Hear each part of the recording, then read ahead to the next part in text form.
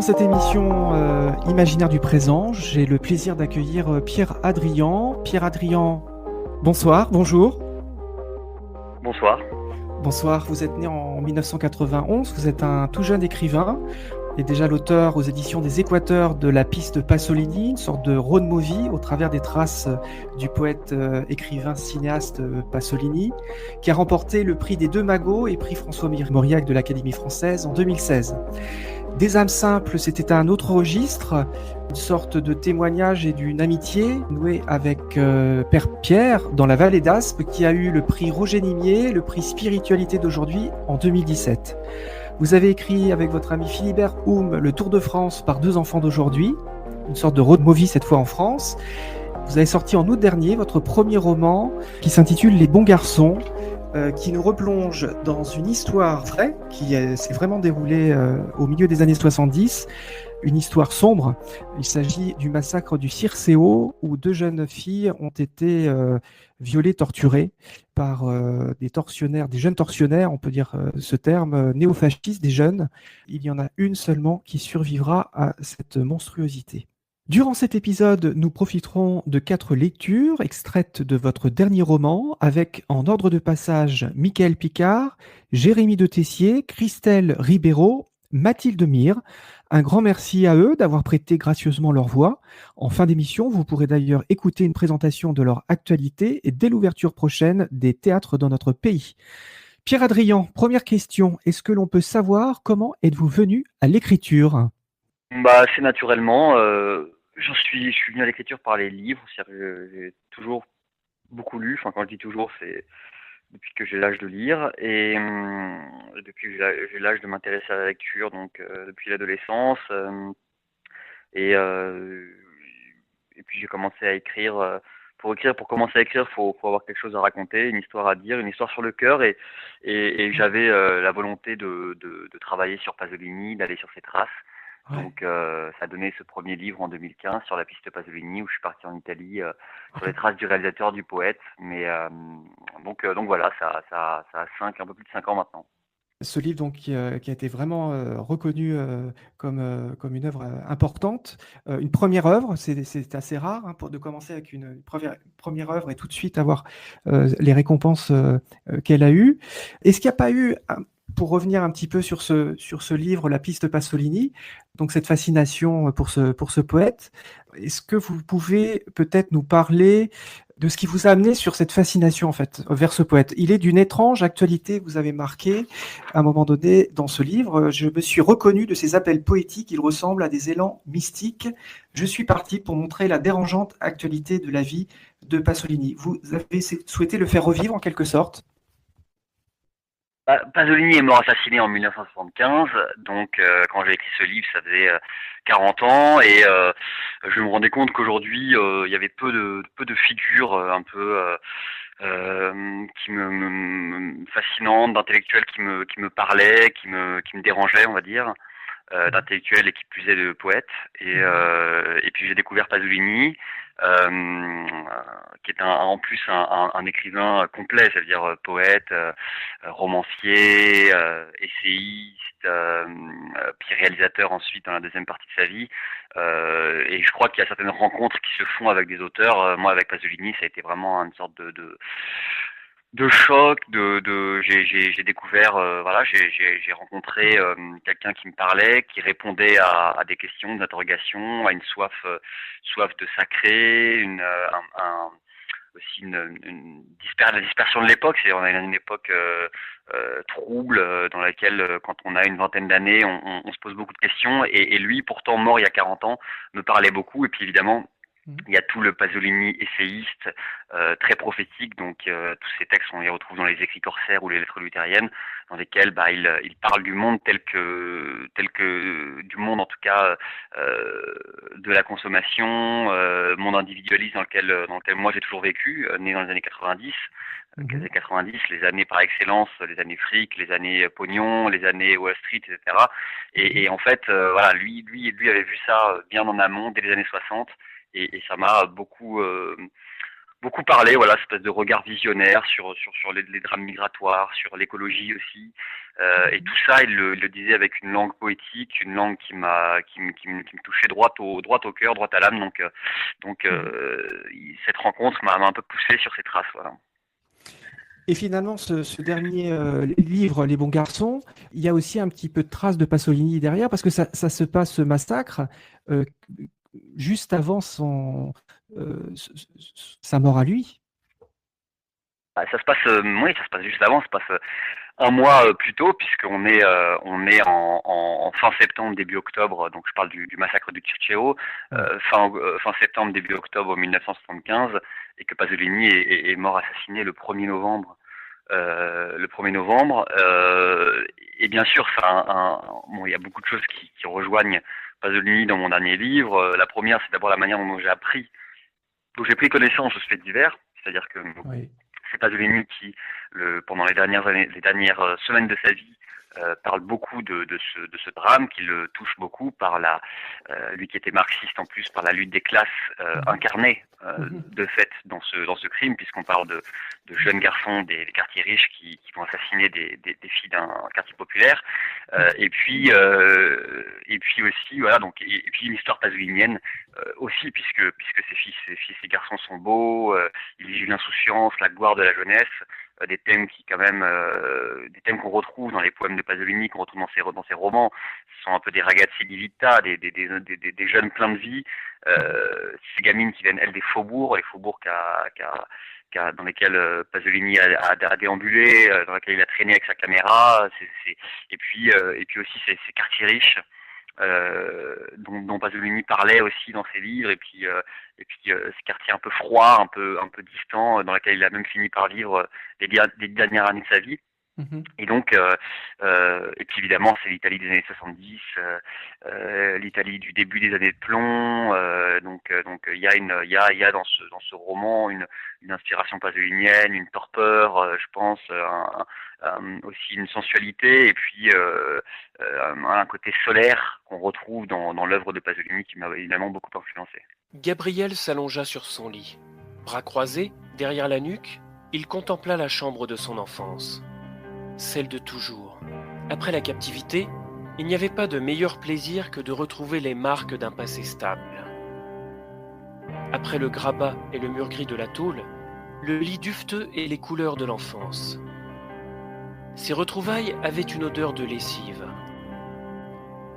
Gabriel avait ouvert son armoire pour y toucher ses chemises et ses pullovers, caresser les manches de son manteau en covercoat beige.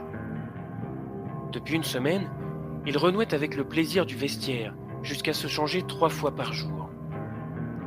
Cela semblait un paradoxe après l'enfermement, mais il pouvait passer des heures dans sa chambre. Il aimait ça. Se dire que dehors était un luxe à portée de main, qu'il pouvait s'offrir en passant 2 portes et un portail. La pièce avait la confusion des chambres d'hommes qui n'ont pas tout à fait remplacé celle de l'adolescence. Au-dessus du lit, pendait le crucifix de son baptême avec un rameau séché par le temps. Gabriel connaissait encore par cœur les 11 joueurs de la Lazio qui posaient sur l'affiche au-dessus de sa table de nuit. Une photo d'avant-match au Stadio Olimpico, saison 1973-1974. Un peu plus loin sur le mur, Giorgio Chinaglia avait même droit à son poster personnel.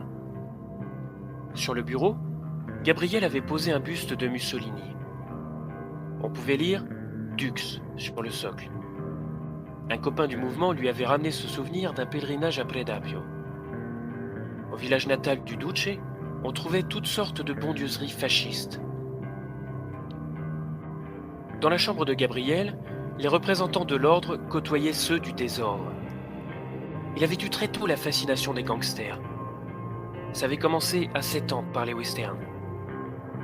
Le dimanche après-midi, il se déguisait et reproduisait dans le jardin ce qu'il avait vu dans Le train sifflera 3 fois.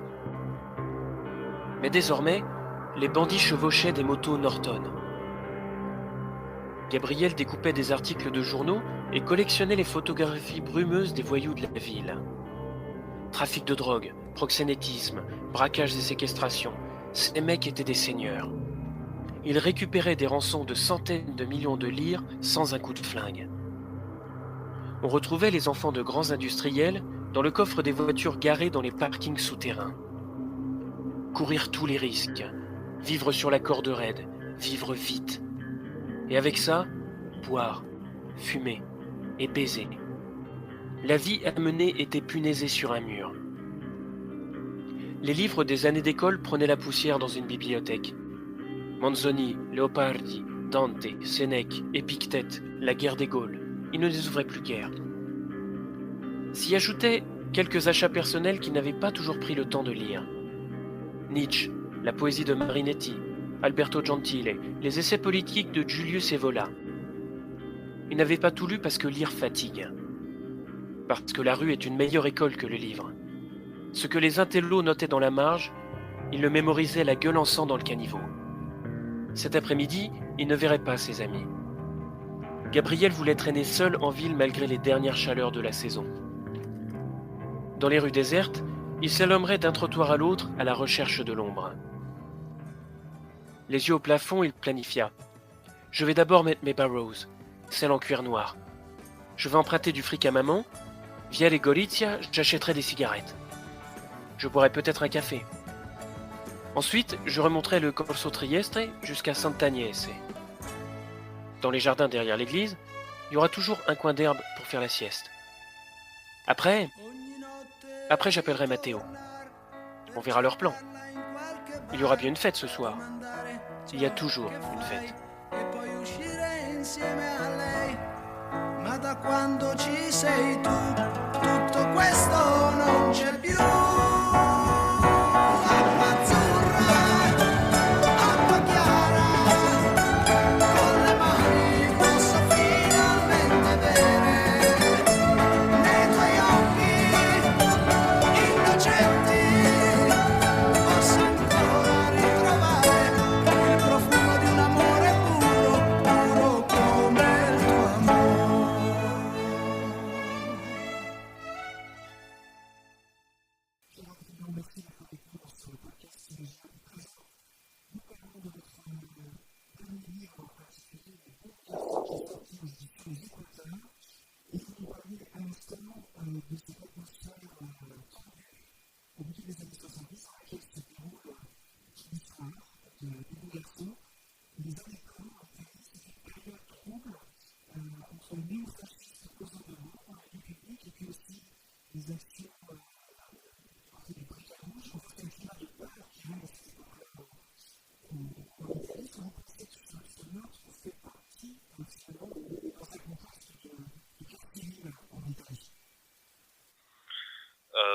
Guerre civile, je sais pas, le mot est peut-être fort, mais en tout cas dans un climat, c'est vrai, assez tendu. Alors ce qui est paradoxal, c'est qu'on est après 68, donc en 68 déjà les mouvements de jeunes, les luttes ont été très très rudes et violentes en Italie, notamment à Rome, à Valle Giulia.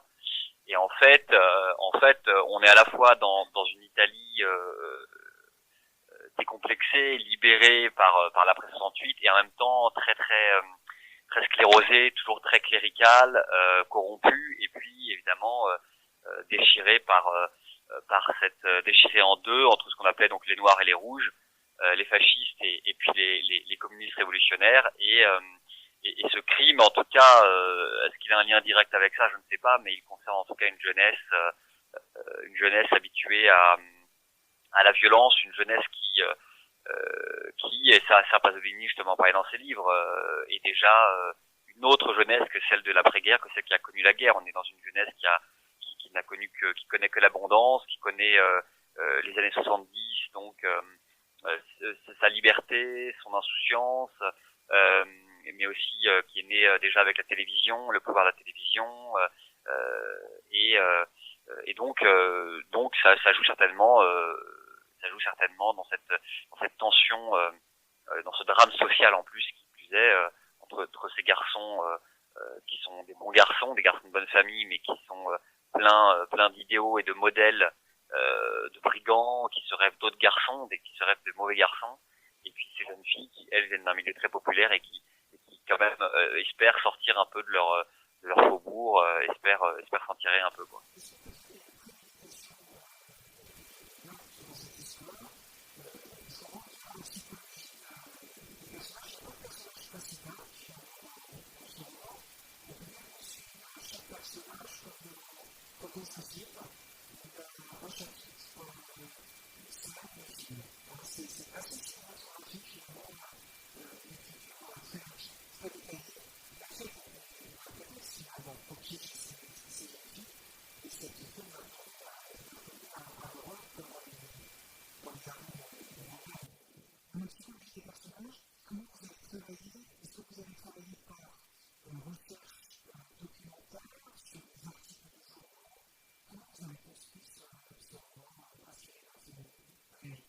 Je me suis d'abord plongé dans cette histoire vraie, donc en lisant notamment des procès-verbaux, des extraits du procès, en lisant beaucoup, en retrouvant, j'ai été à la Bibliothèque nationale de Rome pour retrouver la presse de l'époque, qui est évidemment très fournie, très détaillée sur ce fait divers, sur la manière dont ces jeunes se rencontrent et les milieux sociaux desquels ils proviennent.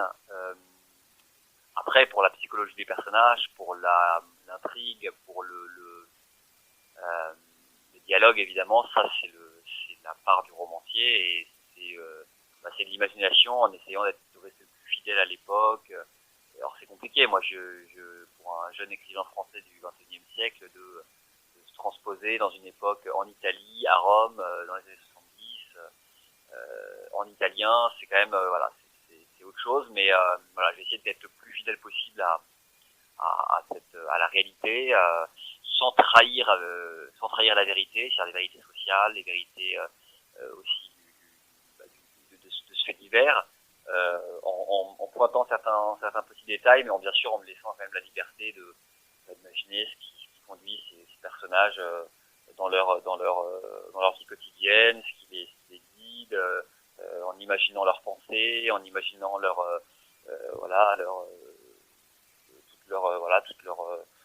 toute leur démarche. Donc c'est un peu un mélange, mais sans transiger vraiment avec la vérité sociale, c'est le plus important à mon avis.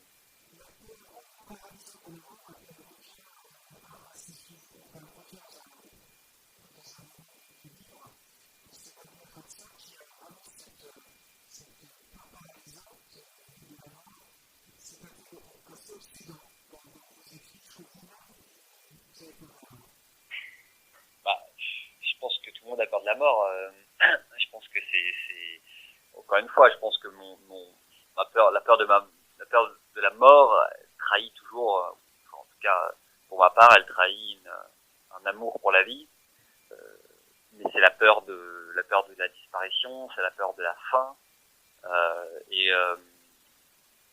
je pense que qui plus est pour un jeune de 20 ans, l'angoisse de mort est une apparition caractéristique de cet âge-là, qui est l'apparition de l'angoisse, de l'anxiété, qui est la peur de l'inconnu, et c'est un phénomène qui se manifeste souvent à l'âge de 20 ans. Donc c'est vrai que dans mes livres précédents, j'ai pu en parler. C'est vrai que le personnage de Maria Grazia, qui n'a pas 20 ans, qui a 17 ans, il est habité de cette même crainte. Après, je crois aussi que la peur de la mort, l'angoisse, c'est aussi un manque de foi, évidemment. Derrière tout manque de foi, derrière tout manque il y a une peur de la mort. Donc voilà, c'est vrai que c'est un sentiment qui m'habite profondément.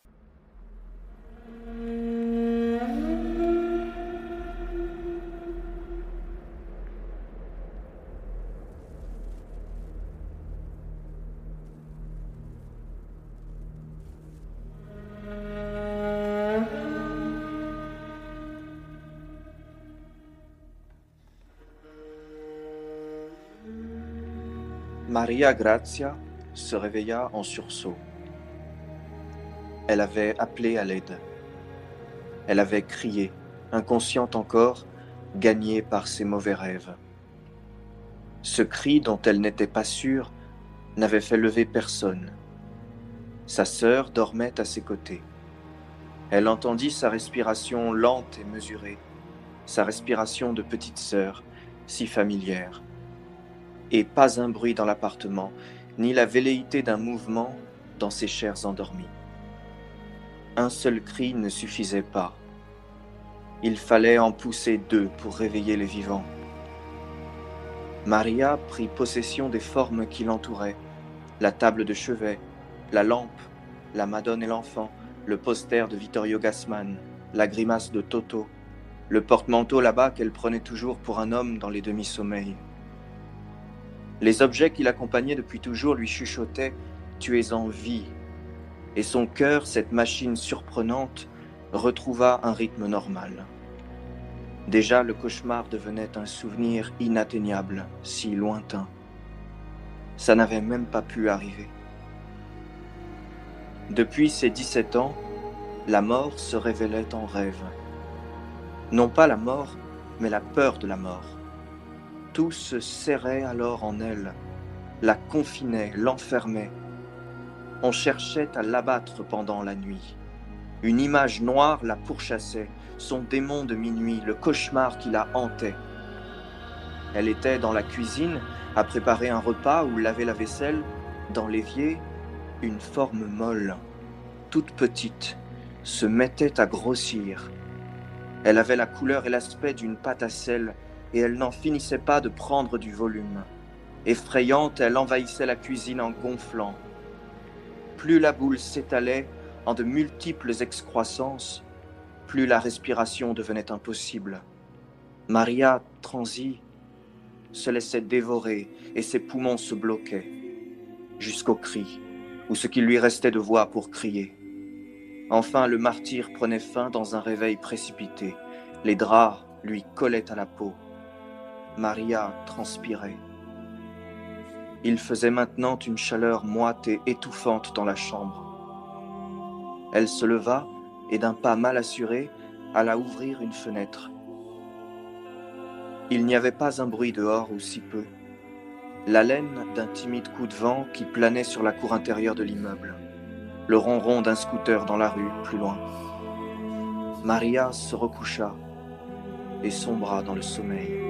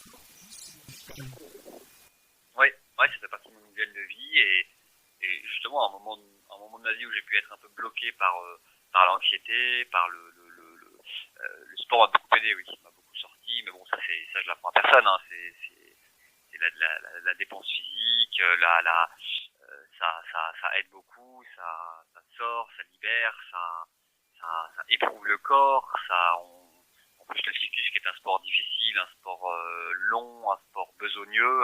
C'est un sport qui apprend la maîtrise de soi, qui apprend l'humilité, qui apprend le dépassement aussi.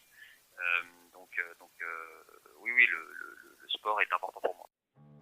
Ils quittèrent Sabodia par le Lungomare, qui commence derrière le lac, et une forêt anarchique d'arbres secs de buissons et de joncs.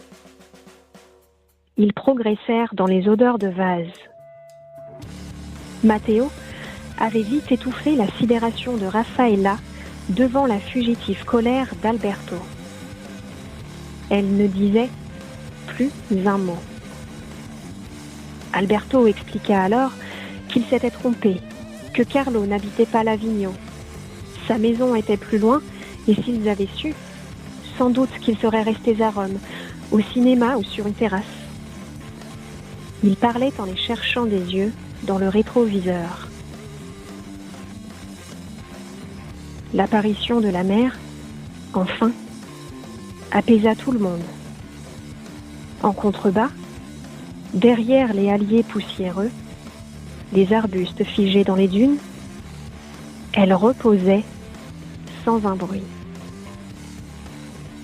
Il la devinait par moments, quand la vue se dégageait après les dernières villas éparpillées de Sabodia.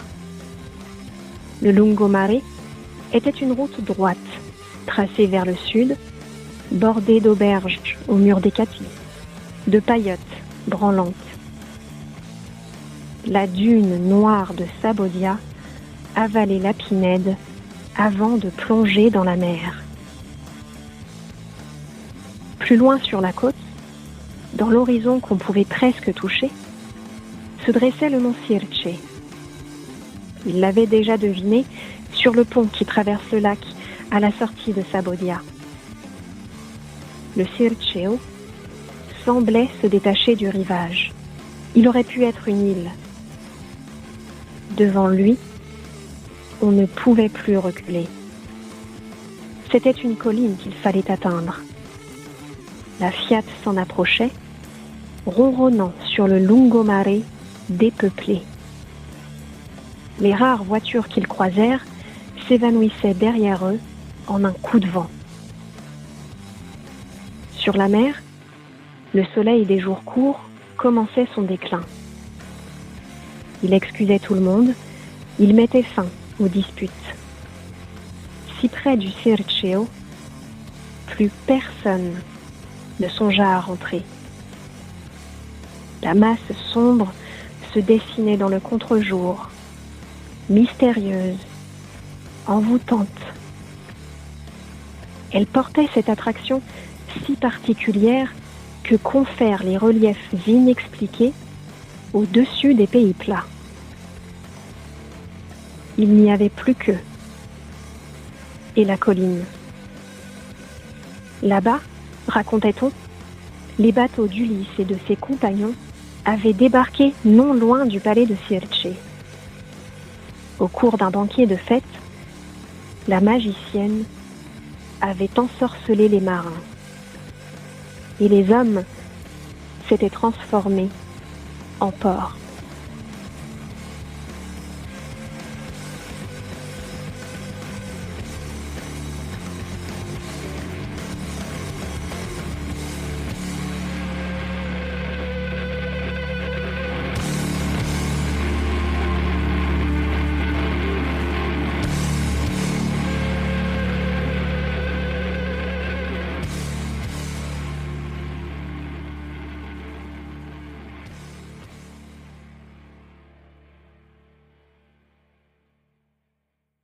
Vous êtes toujours à l'écoute du podcast Imaginaire du présent. Nous avons pour invité Pierre Adrian.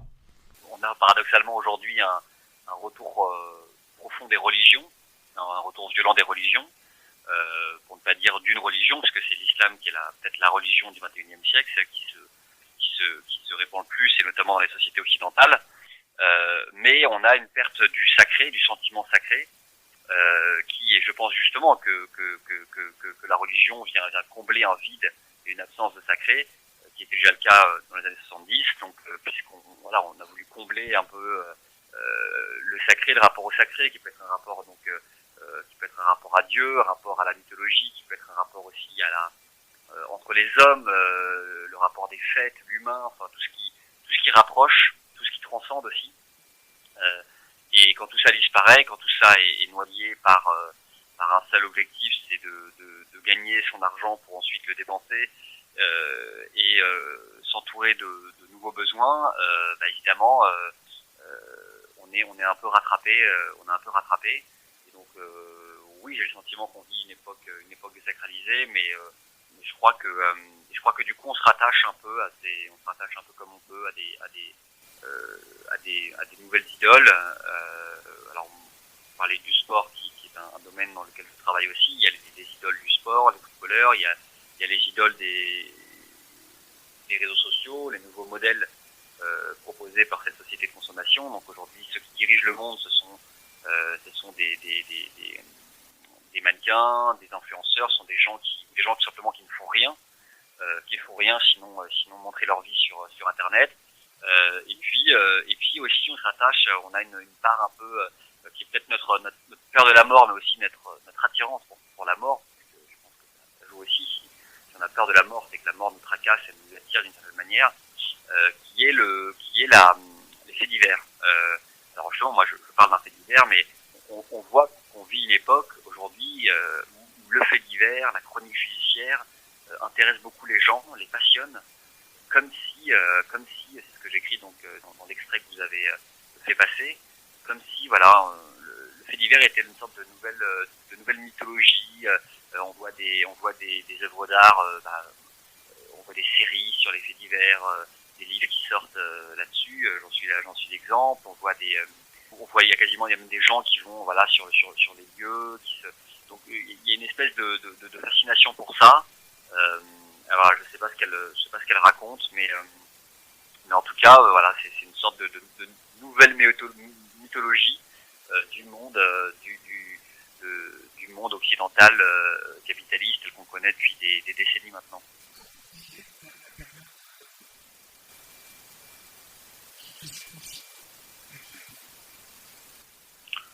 Bon, je la vis différemment que la première. On n'est plus dans la sidération du premier confinement. Moi, je pensais personnellement qu'on reviendrait jamais à ce qui s'était passé. Je pensais jamais avoir à remplir une attestation. Mais je la vis. Je pense que je la vis bien dans mon. Je la vis bien personnellement, mais je la vis très mal. Je suis inquiet du monde qui m'entoure, je suis inquiet pour beaucoup de choses. Je suis inquiet. Vous parliez de la mort. Bon, déjà, je suis inquiet du rapport à la mort aujourd'hui qui existe, c'est-à-dire qu'aujourd'hui, on est dans un monde où on ne devrait plus mourir. Donc, c'est à la fois on est dans un paradoxe d'une société qui veut protéger les plus faibles, qui est pour moi tout à fait louable et très beau, mais qui n'accepte plus non plus l'évidence de la mort. Une société qui barricade ces personnes âgées dans des EHPAD, qui s'aseptise totalement et qui à côté veut tout à fait les protéger. On est dans un monde où aujourd'hui, voilà, quand on dit mon grand-père il est mort, il avait 94 ans, il est mort de quoi? S'il avait 94 ans, il est mort. Il avait il a fait. Donc je pense qu'il y a ce rapport de la mort qui évidemment, mais là c'est totalement existentiel, c'est philosophique, ça nous dépasse totalement. Et en même temps, la mort est d'une banalité sans nom. On meurt tous, on va tous finir par mourir, on meurt. Mais en fait, cette espèce de décompte journalier des morts était totalement absurde. Des morts en France, il en meurt 300 000 par an. Enfin, je veux dire, si on décomptait chaque jour les morts qu'il y avait en France, d'accidents, du cancer, etc. Enfin, on aurait le vertige, mais on peut pas vivre comme ça. Donc ça, il y avait quelque chose de démesuré, exactement démesuré. Et puis moi aussi, je suis très inquiet. Et puis ça, c'est pour notre côté vivant. Le côté vivant, c'est sur les libertés individuelles et sur l'omniprésence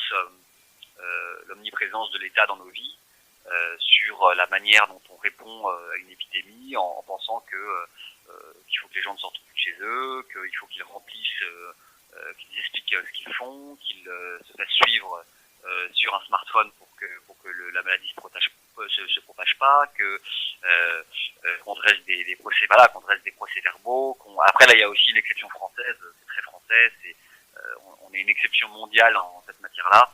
Mais moi, ça m'inquiète quand même beaucoup, parce que et puis évidemment tout ce que le confinement a fait naître, la dénonciation, et puis évidemment, ce qui s'est passé aussi, c'est l'exacerbation des inégalités, parce qu'évidemment, entre ceux qui étaient confinés à la campagne dans une villa, ceux qui étaient dans un 20 mètres carrés en ville, etc. Comme on est comme on est dans un pays, paradoxalement, on est dans une société occidentale capitaliste qui chaque jour accroît la différence entre les plus riches et les plus pauvres, mais qui ne cesse de parler de l'égalité. Bon, le problème, c'est qu'une société qui prône l'égalité à ce point-là, elle dérive forcément vers la demande de l'injustice, et tout ce qui est inégal est injuste. Et donc en fait, c'est vrai qu'il y a des crises de jalousie, il y a des donc je pense que le deuxième confinement, en fin de compte, pour moi, il est pas plus dur, parce que moi je suis écrivain, mais pour beaucoup de gens qui ne se retrouvent pas logés à la même ancienne, qui se retrouvent dont les boutiques ont été fermées, dont les restaurants ou les bars sont encore fermés, qui sont en fait, alors que le commun des mortels continue à travailler, continue à sortir, ils se sentent injustement confinés, injustement. Donc voilà, je trouve que mais voilà, cette crise-là est assez, je pense paradoxalement que la crise en tant que telle, c'est-à-dire la pandémie, la maladie n'est pas si exceptionnelle que ça. Je pense qu'on a eu des tas, etc. La réaction à la pandémie est quelque chose qui va nous marquer profondément aussi dans le rapport aux autres, dans le rapport humain. Moi, je parle d'un livre, j'ai écrit un livre qui se passe dans les 70, où on est justement dans la sensualité, dans les rapports entre les gens, dans l'insouciance. Et là, aujourd'hui, on a l'impression que tout devient maintenant barricadé, on est une époque, il y a beaucoup de choses à dire sur cette époque qui se cloisonne tout à fait, qui s'entoure de portiques, voilà, il faut se valider, il faut montrer il faut mettre des codes PIN, etc. Et puis à côté, on veut absolument ouvrir toutes les frontières, mais en fait, on n'a jamais été dans un monde avec autant de frontières et de murs, de barrières. Le masque, c'est une barrière, et j'ai très peur en fait de ce qu'il en reste à la fin. C'est-à-dire qu'à la fin, on va pas dire, et d'ailleurs on le remarque déjà, parce qu'il y a même des publicités où on dit maintenant, ce n'est plus contre la Covid-19, respecter les gestes barrières, c'est contre la Covid-19, la grippe et les maladies de l'hiver, continuer à respecter les gestes barrières. Donc est-ce qu'au plus tard, on va pas dire, en fait, c'est peut-être plus simple de pas se serrer la main, de pas s'embrasser, d'être plus propre. Est-ce que le masque dans les transports, en fin de compte, c'est vrai que c'est pas mieux, parce que ça évite, voilà. Donc c'est un peu ce monde-là qui m'inquiète, et voilà.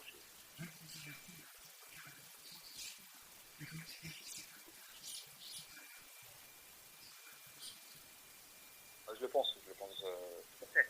Moi, je pense qu'on a jamais, mais après c'est des commandes de la vie. Je pense qu'on a réagi. Après, c'est un phénomène mondial, mais on a réagi. Le monde entier a réagi comme l'a fait la Chine, qui est la pire dictature sur Terre en ce moment. Donc qui surveille ses citoyens, donc je trouve qu'on a peut-être pas pris enfin voilà, moi j'admire par exemple le modèle suédois qui, alors bien sûr, il n'est pas du tout exempt de tout reproche, bien sûr il n'est pas, mais qui joue le pari de la liberté. Moi je crois que ça pose encore une fois la question de la liberté de la sécurité, et qu'est-ce qu'on veut privilégier. Est-ce qu'on privilégie la sécurité ou la liberté? Mais je crois aussi que beaucoup de gens, après moi je parle, voilà, j'ai à peine 30 ans, je parle sans la peur de ce virus. Je pense que beaucoup de personnes en ont peur vraiment, beaucoup de vieilles personnes, de gens qui ont peur parce qu'en fait, je pense que avant de lutter contre ce virus, il faut lutter contre la peur de ce virus. Et aujourd'hui, c'est toujours pareil, c'est-à-dire qu'on a une peur démesurée, on en parle, et donc une personne isolée, seule, une vieille personne qui regarde la télévision tous les soirs, elle a l'impression que cette réalité qu'on lui donne à voir, elle est là, et donc ça l'inquiète beaucoup. Alors que je pense qu'il faut continuer à essayer de vivre, il faut continuer à mais moi je suis très inquiet en effet par des lois qu'on fait passer, totalement liberticides, des petites choses qui passent comme ça, et l'état d'urgence permanent. Je peux pas croire qu'on sorte d'une crise comme ça.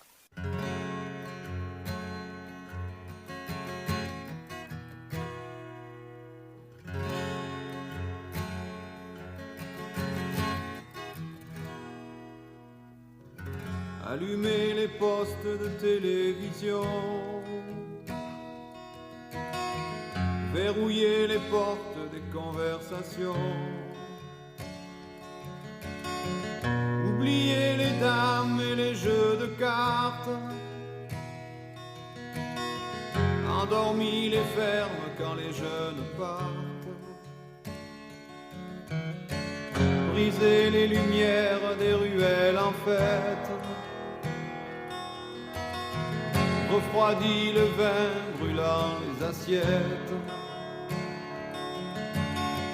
emporter les mots des serveuses aimables, et disparu les chiens jouant sous les tables, déchirer les nappes des soirées de noces, oublier les fables du sommeil des gosses, arrêter les valses du dernier jupon et les fausses notes des accordéons.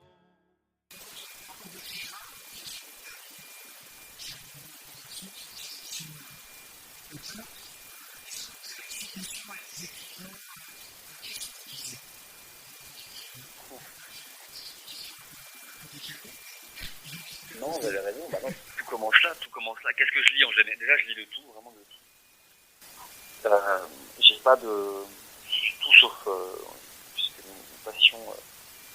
puisque nous parlions de la liberté, voilà, moi je suis pas du tout dogmatique, je suis pas idéologue, je lis de tout, et tous les écrivains, et puisque la littérature est une ouverture au monde, je pense que si justement les gens lisaient plus, se scandaliseraient moins. Et donc voilà, écoutez, je lis beaucoup de choses. Les écrivains, pour vous faire un peu les écrivains qui m'inspirent beaucoup, évidemment Pasolini, l'écrivain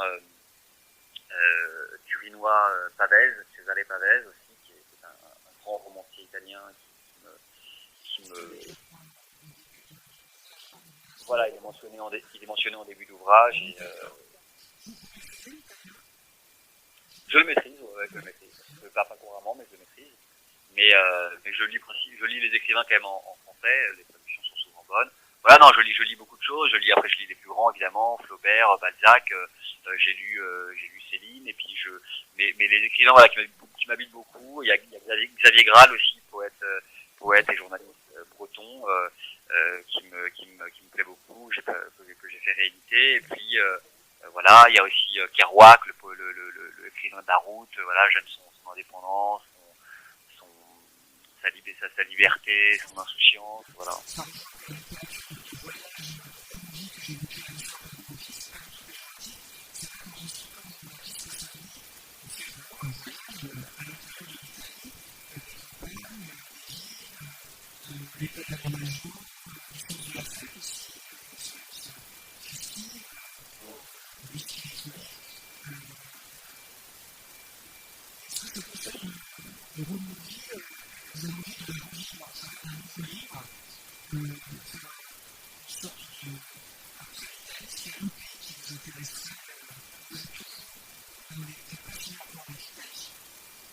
Non, dans l'Italie, j'en aurais jamais fini, ça c'est sûr. Mais bon, déjà dans Les Bons Garçons, voilà, les garçons sont toujours en voiture, on est sur la route aussi, hein. Puis bon, pour écrire ce livre, je suis allé aussi voir les lieux, donc c'était aussi un voyage de cette manière, de Rome à la côte italienne, à la côte méditerranéenne, etc.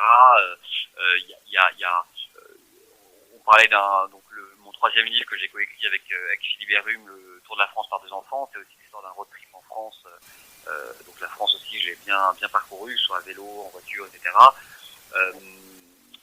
Je suis pas forcément un voyageur, il faut que j'ai une idée derrière la tête. Donc le Pasolini, c'était l'idée vraiment de me mettre dans les traces d'un poète, etc.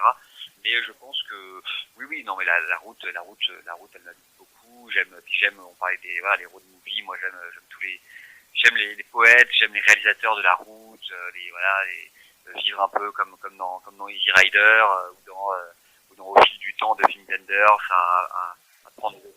à prendre des autostoppeurs, écouter la musique. Je trouve que de toute façon, voilà, le plus agréable que de conduire en écoutant la musique. Je trouve que ça donne en tout cas un sentiment de liberté, de joie et donc voilà, c'est vrai que la route m'habite beaucoup. Mais l'Italie, non, l'Italie j'aurais jamais fini et il y aura d'autres voyages en Italie, ça soyez-en certains.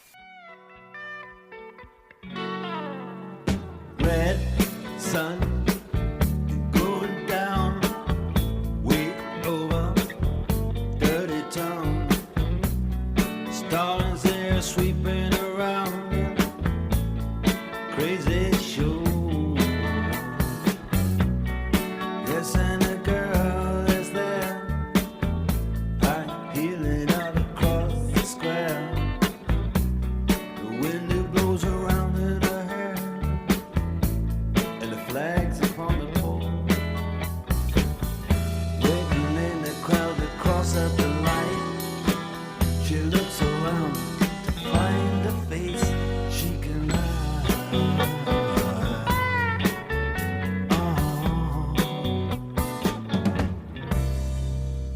Church bell clinging on to stuff, trying to get a crowd, even song.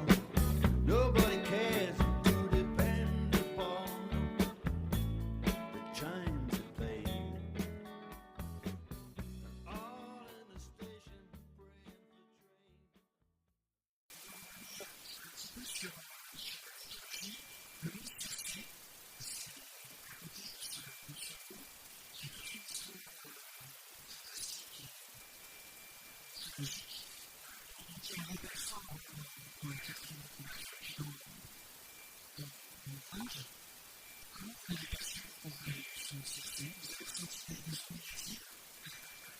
train.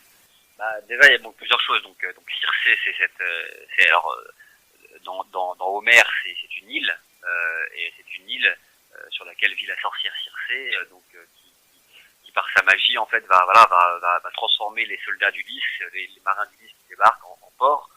Donc évidemment, quand moi j'ai appris que le fait divers avait eu lieu sur ce mont Circé, donc puisqu'en Italie c'est le Monte Circeo, ça m'a beaucoup marqué, parce que voilà, ces garçons précisément se transforment en porc.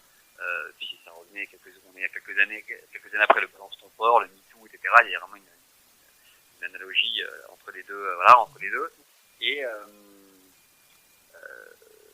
ce qui m'a fasciné, c'est un peu la proximité entre cette grande beauté du mont Circé, c'est cette Méditerranée, la grande bleue, superbe, ce soleil, et voilà un paradis, et la barbarie du fait divers. Moi, ce mont Circé, donc quand on est entre Rome et le mont Circé, donc il se trouve sur la côte, un peu plus au sud.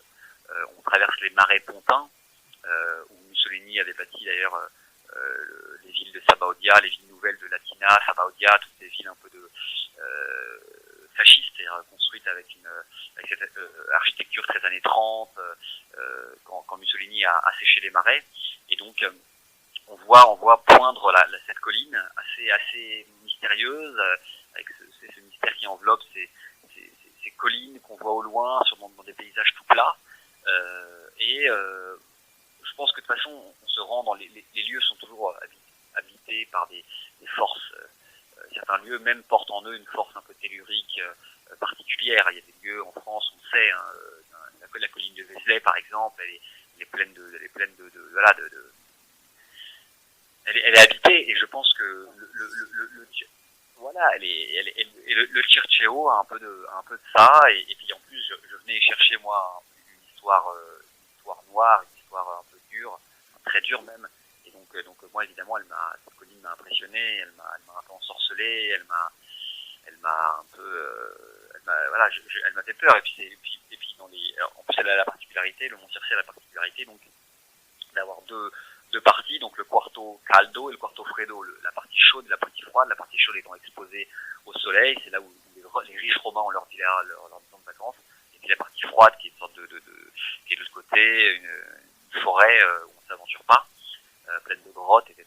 Et en fait voilà, le quarto caldo, c'est des grandes maisons et c'est un peu un ghetto de riches, donc il y a cette atmosphère aussi un peu, vous savez, pesante, lourde, des cités un peu privées, barricadées par des... Voilà, exactement. Un peu ça. Exactement. Avec des... On sent que l'étranger n'est pas bienvenu. Il y a écrit strada privata, voilà, rue privée, défense d'entrée. Il y a des caméras de surveillance, des portails. On sent que voilà, ici l'étranger n'est pas le bienvenu. Et donc il y a quelque chose un peu d'ensorcelant. Et puis en plus moi j'étais à la recherche de cette fameuse villa où a eu lieu ce crime. Et donc il y avait quelque chose un peu de voilà, si vous voulez, pas de morbide, mais voilà, de particulier, donc de fantastique un peu. C'est ça, voilà.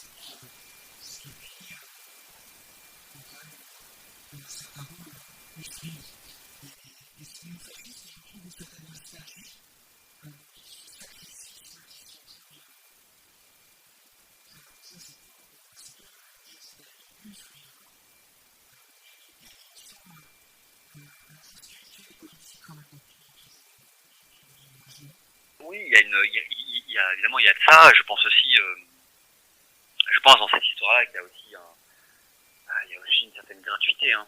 On est aussi dans l'acte gratuit. On est dans une rencontre qui dérape. Vous parliez de notre entretien de la préméditation. Je pense que peut-être pour certains des garçons il y avait de la préméditation, pour d'autres se sont laissés entraîner. Mais il y a une sorte de basculement, de dérapage, de glissement vers le crime. Et ceux qui étaient des bons garçons, élevés dans des lycées privés catholiques, vivant dans les plus grands appartements de la Roma Bene, la bonne Rome, la Rome du Nord, éduqués voilà, par des familles très propres sur elles, etc., deviennent des assassins, et deviennent des criminels, et deviennent des bouchers. Donc en fait, il y a ce glissement-là. Il y a évidemment eux, j'en parlais au début, cette fascination pour les bandits, ce fascisme évidemment, cette violence qui les habite. Donc il y a un peu de tout ça qui les font commettre un crime qui n'est pas simplement un crime, parce qu'en fait voilà, ça va durer longtemps. C'est une séquestration. C'est l'un des garçons rentre même dîner chez ses parents, faisant bonne figure avant de revenir sur les lieux du drame.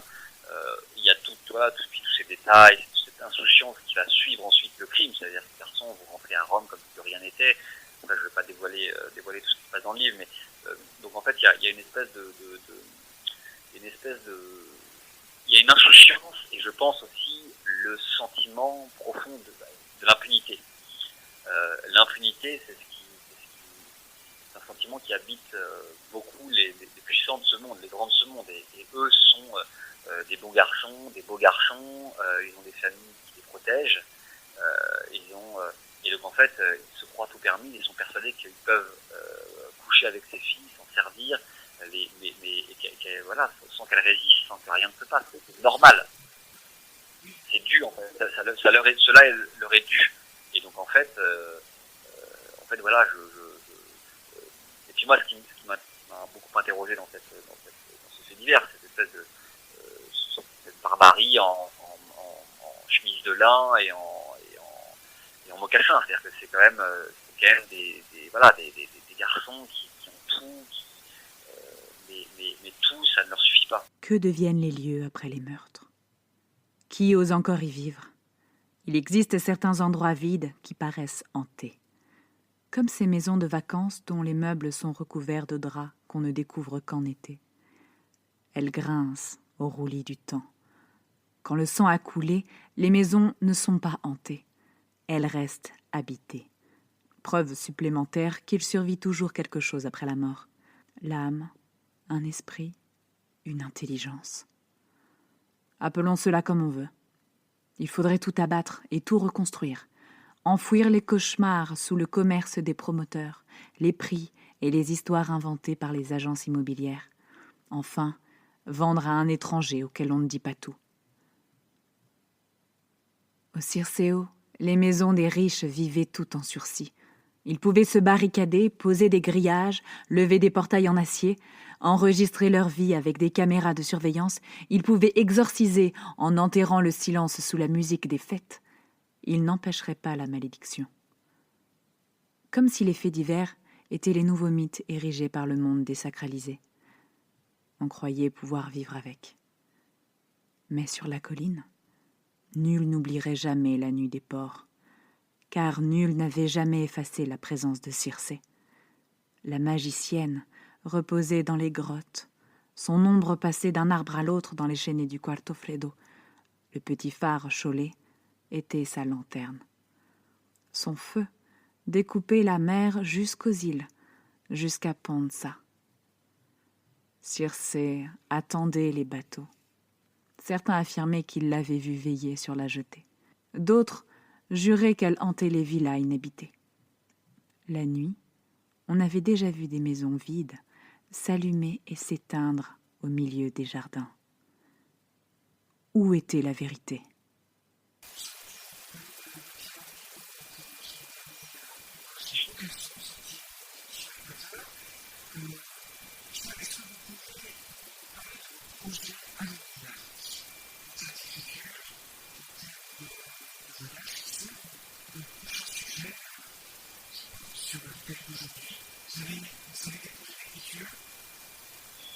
J'ai des projets, évidemment, on avance toujours avec des projets, des choses. La prochaine sortie, ce sera très différent, ce sera un guide des petits cafés de France, qui est un peu la suite du Tour de la France par des enfants d'aujourd'hui que j'ai fait avec Philibert. Donc c'est un livre que j'ai écrit avec Philibert. On s'est rendu compte en parcourant la France à maintes reprises qu'il y avait plein de petits cafés, de bistrots, un peu en tout genre qui en plus, bon là, en plus avec la pandémie, sont vraiment eux pour le coup sont en première ligne et donc on a recensé au gré de nos voyages au bord de la route, on a recensé plein de petites adresses qu'on va partager et qui sortira au printemps prochain et qui est un peu une parodie aussi parce que ce sont des textes très courts, des petites recensions littéraires, poétiques, rigolotes sur ces cafés et ce petit guide des cafés de France s'appellera le Micheline. Donc c'est un peu aussi une caricature drôlatique du fameux guide, voilà, qui sont des adresses un peu glanées au bord de la route et donc ça c'est la prochaine sortie et puis après moi je travaille déjà sur un prochain roman qui est vraiment à l'état d'embryon, donc c'est un peu compliqué d'en parler mais qui devrait traiter en tout cas de l'enfance, qui est aussi l'esprit d'enfance et le sentiment là, du temps qui passe, et puis le retour chez soi, qui est un des thèmes aussi qui habite ce livre sur lequel je travaille. Voilà. Mais voilà, le comment alors on est un jeune homme, on peut tenter de renouveler avec l'enfance et comment cette résurrection de l'enfant qui est en nous est aussi un peu le sentiment que le temps passe et que encore une fois que la vie est bien faite et qu'on avance qu'à un cas mais qu'on a toujours on est c'est plus qu'à l'écrivain disait ça, je crois que c'est Henri Caleb, je ne suis pas dire tout homme est cousu d'enfant et donc voilà, il y a un peu de ça dans ce livre sur l'esprit d'enfance. En tout cas, justement, on la garde pas forcément. Et je pense qu'en effet, il faut savoir préserver l'enfant qui est en nous, mais qu'on le fait pas toujours. Et bien des fois, on trahit justement le petit garçon, le petit enfant, la petite fille qu'on était. Et je pense que voilà, c'est un peu une réflexion sur cet esprit d'enfant.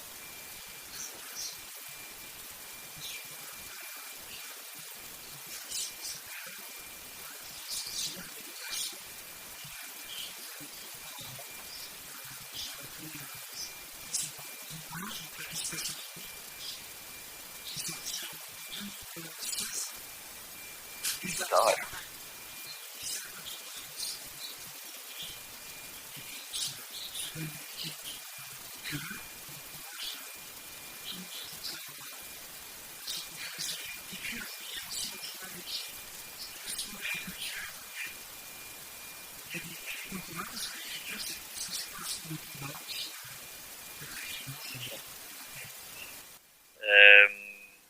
que c'est un sport de combat? Moi, vous savez, je suis plus un cycliste, donc je pourrais plus comparer l'écriture et la littérature et le cyclisme. C'est un sport d'endurance, c'est un sport difficile qui impose une certaine solitude, qui impose de gravir, de s'élever aussi beaucoup. Et comme on gravit l'école sur son vélo, et je crois que c'est voilà, c'est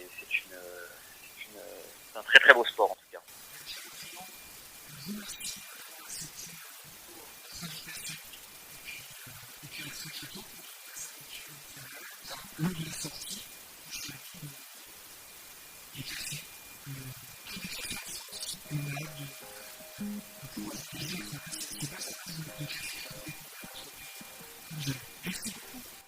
Merci beaucoup, très bonne soirée. C'était Imaginaire du présent avec l'écrivain Pierre Adrian. La programmation musicale a été en grande partie choisie par lui.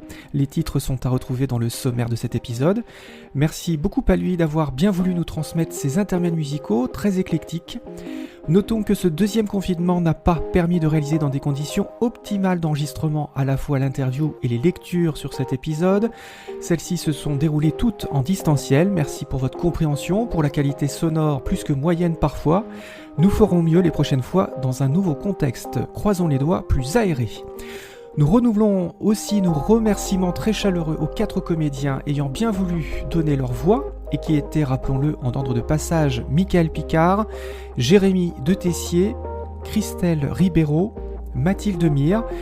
Dès la réouverture des théâtres à l'heure venue du déconfinement 2e édition, vous pourrez voir sur scène Michael Picard au théâtre Le Passage vers les Étoiles dans le 11e.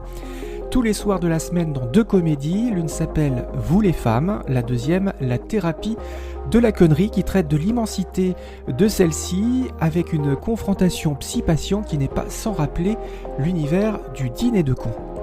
Jérémy de Tessier est à l'affiche, lui, de la pièce J'ai 18 ans, à partir de janvier au théâtre La Croisée des Chemins à Paris 15e.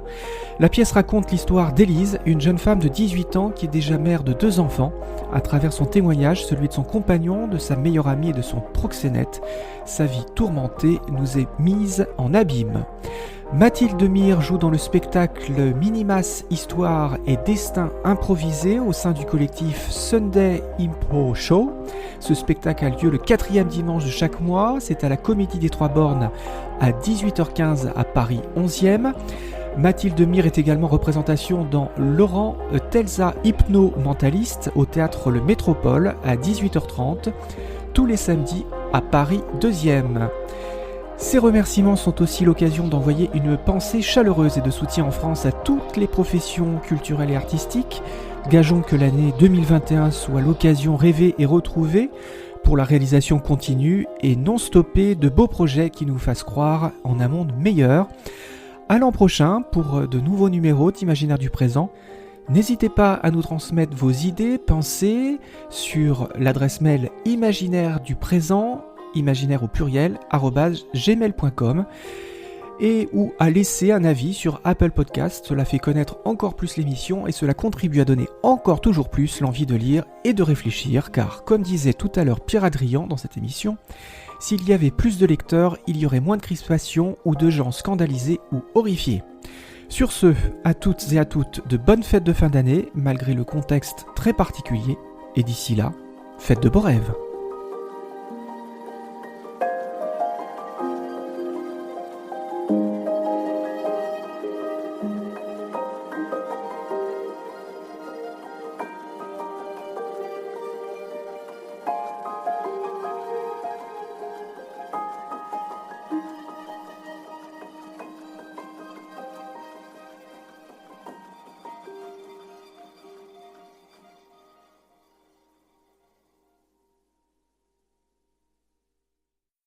On m'a vu dans le Vercors, sauter à l'élastique, voleur d'amphores au fond des criques. J'ai fait la cour à des murennes, j'ai fait l'amour, j'ai fait le mort. T'étais pas né. À la station balnéaire, tu t'es pas fait briller. J'ai des gants de crin, je serre. Pour un peu, j'ai trempé. Histoire d'eau.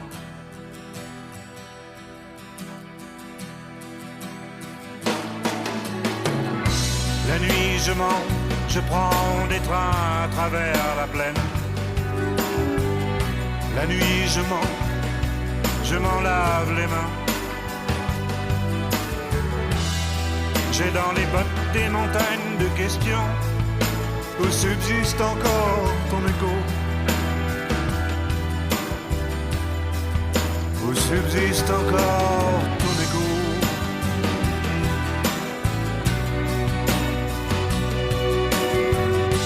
J'ai fait la saison dans cette boîte crânienne. Tes pensées, je les faisais miennes. T'accaparer seulement, t'accaparer.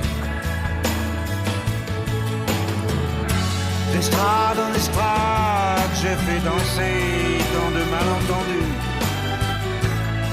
Des kilomètres de vie en rose.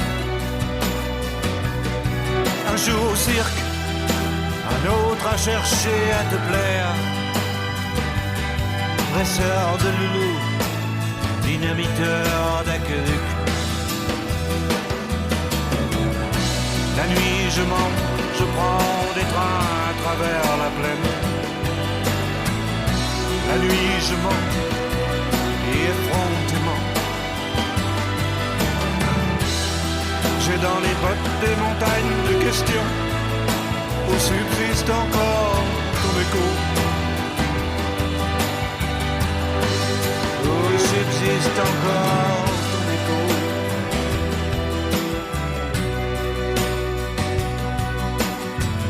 On m'a vu dans le Vercors sauter à l'élastique,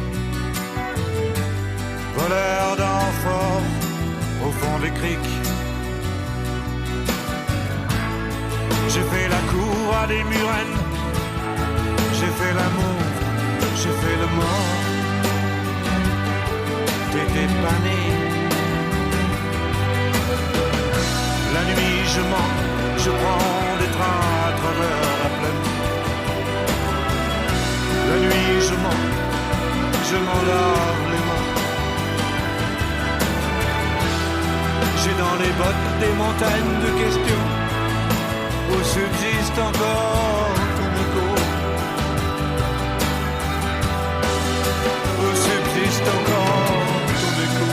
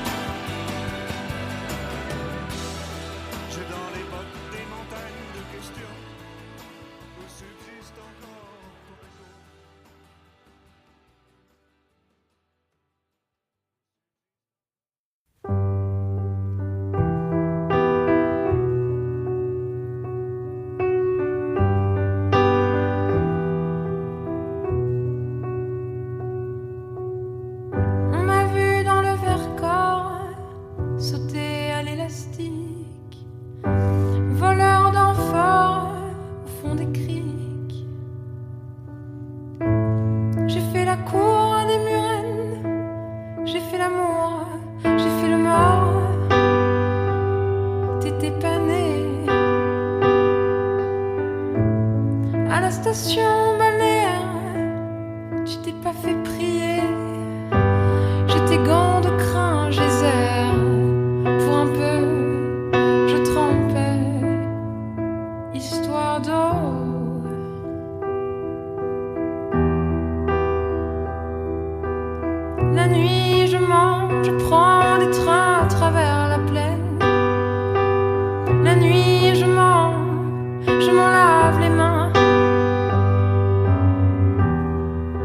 bottes des montagnes de questions où subsiste encore ton écho, où subsiste encore ton écho.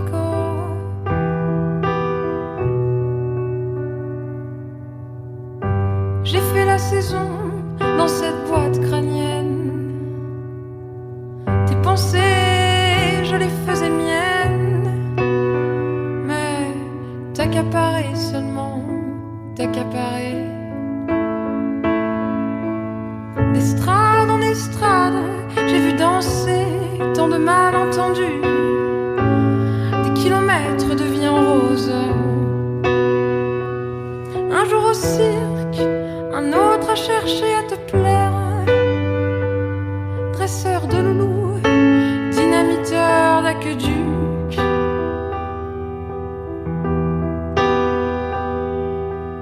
La nuit je mange, je prends des trains à travers la plaine. La nuit je mens effrontément. J'ai dans les bottes des montagnes de questions où subsiste encore ton écho, où subsiste encore ton écho.